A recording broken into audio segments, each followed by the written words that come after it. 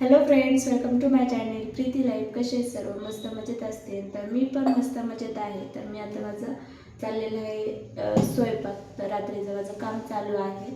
तर मी आत्ताच आले आहे कामावरनं. तर कामावरनं आले, थोडीशी फ्रेश झाले, थोडीशी बसले आणि थोडंसं म्हणजे नाही का हे पण केलं. तर बघा मला सगळेजण सपोर्ट करताय आणि सगळेजण सपोर्ट पण करताय. आणि एक दोन कमेंट्स आल्या तर मला त्या कमेंट्सला काही रिप्लाय द्यायचं नाही, कारण काय विचारच माणसांचे तेवढे असतात ते. आणि इथून मागं पण आहे ना, फक्त लोकांचा विचार करून काही गोष्टींचे डिसिजन घेतले नव्हते पटपट, आणि खूप लेट झाला आणि त्याच्यामध्ये तर माझा टाईम वेस्ट गेलेला आहे. पण माणसांना काय वाटतंय ना, सगळे सुखासुखी चाललेलं असलं ना की त्याच्यातून हे होतं. असं कोणालाच वाटत नाही की बाबा आपल्या सुखासुखी चाललेल्या गोष्टी आपण त्या विस्कटाव्यात किंवा काय. पण जे आता मी एकदम म्हणजे नाही का सगळं, आता त्यात कमेंट्स अजून एक आली की काय सारखंच बोलते, मी हे केलं मी ते केलं. कारण की मी केलेल्या आहेत ना त्या गोष्टी, म्हणून मला माहिती आहे की मला त्या गोष्टी करताना किती त्रास झालेला आहे, काय झालेलं आहे. आणि एवढं आत्ता इथं स्टेबल व्हायला पण आहे ना, किती गोष्टींना फेस केलेलं आहे, लोकांना फेस केलेलं आहे, लोकांच्या विचारांना फेस केलेलं आहे. म्हणून त्या गोष्टींचा त्रास होतो आणि मी त्या गोष्टी बोलते. कारण काय माझ्यासारख्या पण भरपूर साऱ्या मुली आहेत आणि भरपूर सारे मुलं पण त्या गोष्टी फेस करत आहेत. आणि आता मी नाव घेऊ नाही शकत प्रत्येकाची, कारण का प्रत्येकाची सेपरेटली लाईफ आहे, स्वतंत्र लाईफ आहे, तर मी त्यांना घेऊ शकत नाही आहे.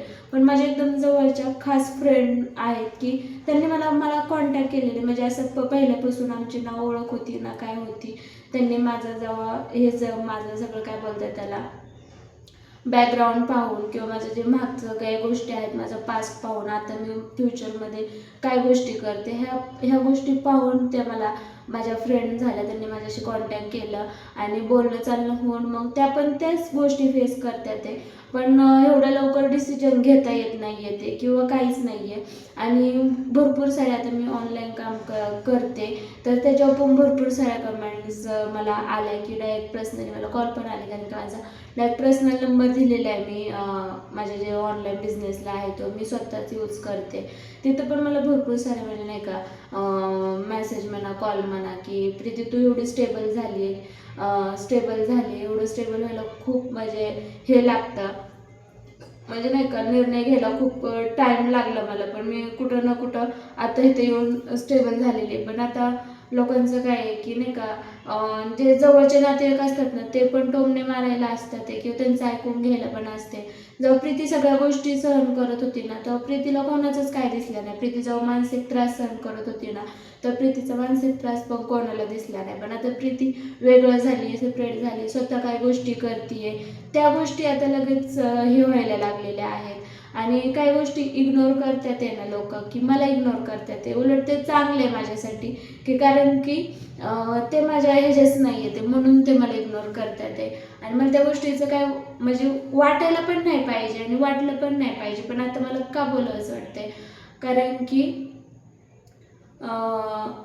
जेव्हा प्रीतीला त्रास होत होता ना तेव्हा तो कोणाला दिसलेला नाही आहे. आणि आता हा निर्णय घेतला तर त्यात प्रीती चुकीची दिसते. पण माणसाला काय म्हणतात त्याला ना, मनाला घाव लागलेले आहेत ना ते कधीच कोणाला दिसत नाही.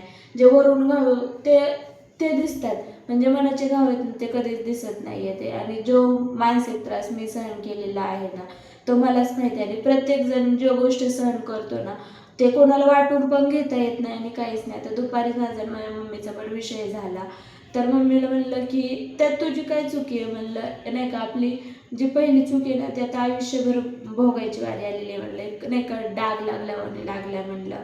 आणि ते कसं हे करायचं. तर मग म्हणली ती तुझी चूक नाही, ती आमची चूक आहे. म्हणलं ती तुमची चूक कसं काय मानायला लागेल, त्या गोष्टीचा त्रास त्या गोष्टी सगळ्या मी भोगल्या. ते म्हणले तुमची कसं काय चूक मानावं लागेल, ती चूक म्हणलं माझीच होती. आणि बोलायचं की काय नाही का पाठीमागच्या काही गोष्टी असतात नशिबातल्या, म्हणून त्या गोष्टी आता कुठे त्रास होतोय. आणि त्या गोष्टी ठीक आहे बाबा, आता ते सगळ्या हेच करून दिलेल्या आहेत. आणि मी आता खूप हे झालेले आहे. पण नाही का काही ना काही गोष्टी जाणून देतात ना लोक, त्या गोष्टीचा कुठेतरी त्रास होतो. म्हणून मी तर गावाकडे जायचं टाळलेलंच आहे आणि जातच नाही की नको. कारण की गावाकडे कसं एक ठिणगी पडली ना तर ती अख्ख्या गावभर होती. तसं इकडं शहराकडे आहे ना कोणाला काही घेणं देणं नसते. तुमच्या लाईफमध्ये काय चाललंय, तुम्ही कसं जगताय, कसं नाही याचं काय घेणं देणं नसतं. पण गावाकडे ना, अरे हिला असं असं झालं, अरे हिला असं असं केलं, अरे जे असं, अरे तिचं तसं, अशा काही गोष्टी असतात ते, अशा काही गोष्टी होत्या ते. म्हणून मला तिकडं म्हणजे जाऊ पण नाही वाटत, त्यांचं ते बोलणं ऐकू पण नाही वाटत आणि काहीच नाही.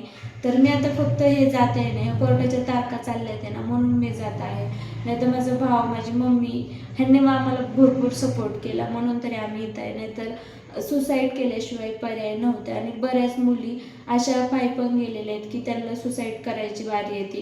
कारण काही काहींचं कसं असतं, दिल्ली तिथं मेली, जे होईल ते तू तिथं जा आणि काय करायचं ते कर, अशा काही गोष्टी असतात. पण समीरनी आणि मम्मीनी एवढं सपोर्ट केलेलं आहे ना, आमच्या भावासारखा भाऊच होणार नाही. आणि भरपूर म्हणजे आता कमेंट्स येतील की हा ठीक आहे, लग्न झाल्यावर बघता येईल. माझे पप्पा पण बहिणीसाठी कधीच चेंज झालेले नाही आहे ते, आणि तो पण कधीच चेंज होणार नाही आहे, एवढी मी आत्ता पण गॅरंटी देते. आणि नंतर पण तुम्हाला ओपन चॅलेंज आहे की चेंज होईल का म्हणून. आणि आम्हीच त्याला कोणता त्रास देणार नाही आहे, कारण की बहिणीला वाटतं की भावाचा संसार सुखाचाच व्हावा आणि तो पण चांगलाच राहावं, म्हणून आम्ही त्याला कोणताच त्रास द्यायला जाणार नाही आहे. कारण काय त्यांनी आम्हाला आत्ताच इंडिपेंडेंट केलेले, स्वतःच्या पायावर उभा केलेले. माझी बहीण माई पण तिथंच आहे, पण ती पण स्वतःच्या पायावर उभी आहे. आता तिचं DNM झालेलं आहे, ती पण हॉस्पिटलमध्ये कामाला आहे. आज ना उद्या तिचा मुलगा तिच्या हाताखाली येणारच आहे. आणि मी पण स्वतः इंडिपेंडेंट झालेली, आता मी एक कुटुंब सहज सांभाळू शकते, एवढी मी सक्षम झालेली. आणि त्यांनी सपोर्ट केला, मम्मीने सपोर्ट केला, म्हणून मी आता इथं सगळ्या गोष्टी स्टेबल करू शकते. आणि मी कसं राहायचं, मी काय वेअर करायचं, मी काय नाही करायचं, हे पूर्ण माझा अधिकार आहे. आणि तशीच मी राहणार, आणि मला जे योग्य वाटेल ना तेच मी गोष्टी करणार आहे. तर मला एवढंच बोलायचं. मी आता पण काय दुपारी पण काही गोष्टी म्हणजे नाही का रिअलाईज झाल्या, तर त्यासाठी पण मी थोडीशी इमोशनल झाले होते. म्हणून म्हणलं की चला आता तुमच्यापर्यंत तो व्हिडिओ काढणं आणि पोहोचवणं गरजेचंच आहे. आणि आहे ना, खरंच म्हणजे आता मी ह्याच्यातून जाता आहे ना, गेलेले तर आहेच, आता पूर्ण गेलेलेच आहे. आणि आता मी पूर्ण स्वतंत्र पण झालेले आहे. तर मला तुम्हाला सांगायचं आहे की मानसिक त्रास आहे ना, हा मानसिक त्रास खूप भयानक असतो, खूप म्हणजे खूप भयानक असतो. मी रात्रीचे 1-1, 2-2 वाजता ना, मी ह्याला पण डोकं म्हणजे नाही का भिंतीला असं डोकं आपटून घेतलेलं आहे. ते दिवस मला माहिती आहेत. मी छोट्या छोट्या गोष्टींसाठी माझा जीव असा हिरमुसलेला आहे. त्या गोष्टी मला माहिती आहेत, त्या गोष्टी मी सहन केलेल्या आहेत, त्या गोष्टी मला माहिती आहेत. आणि हे माझ्याबरोबरच का होतं आहे, ह्या गोष्टीमधून पण मी गेलेले आहे. आणि अशा बऱ्याच गोष्टीमधून मी गेलेले आहेत की त्या गोष्टींचं मला टॉर्चर व्हायच्या, आतल्या आत मला टॉर्चर होत होत्या. आणि त्या मी मम्मीबरोबर शेअर करू शकत होते ना, बहिणींबरोबर ना, भावाबरोबर ना, पप्पांबरोबर. आणि त्या म्हणजे ह्यांना आपोआप तर कळायचंच. आणि ते पाहून माझे पप्पा रडलेले आहेत माझ्यासाठी की मी मुलीचं हाताने वाटोळं केलेलं आहे. अशा पण काही गोष्टी झालेल्या आहेत, त्याचा पण मला त्रास होत होता. आणि मी हे का सांगत नव्हते, फक्त समाजासाठी की नको, आईबापांनी करून दिले आणि आता मुलगी नाही म्हणते असं. पण जेव्हा माझ्या सहनशक्तीच्याच बाहेर गेले ना, तेव्हा मी डिसिजन घेतले. आणि आता कुठंतरी हे झालेले आहे. म्हणून आता कोणाला काय बोलायचं आहे माझ्याबद्दल, कोणाला काय वाटत असेल, मला काहीच फरक नाही पडत आहे. माझी लाईफ आहे, माझ्या पद्धतीनेच मी जगणार आहे. कारण काय, परत आयुष्य नाही आहे, आणि परत हा आजचा दिवस पण परत येणारा नाही आहे. आणि हे जे माझं नकली काय बोलतात त्याला शरीर आहे ना, हे सुद्धा वेळेनुसार आपली साथ सोडून देतं. म्हणून माणसांकडून तर गॅरंटीच नाही आहे आणि घ्यायची पण नाही आहे की कोणी आपल्याला साथ देईन काय देईन. आणि मी एवढं सगळं बोलायला कुठून शिकले, काय शिकले, ही परिस्थिती आपल्याला सर्व गोष्टी बोलायला शिकवते. आणि एवढी मी निडर कशी झाले, एवढ्या म्हणजे मी आता ह्याच्यामध्ये राहते, शहरामध्ये राहते, एकटी राहते, सगळ्या गोष्टी एकटी करते. कुठं बाहेर जायचं म्हणा, पुण्यात जायचं म्हणा, इथून म्हणजे गावाला कसं जायचं ही गोष्ट आज प्रीतीला माहीत नव्हती. पण आज प्रीती भरपूर साऱ्या काही गोष्टी शिकली. ही का शिकली हे तुम्हाला मी पुढच्या व्हिडिओमध्ये तर सांगेनच.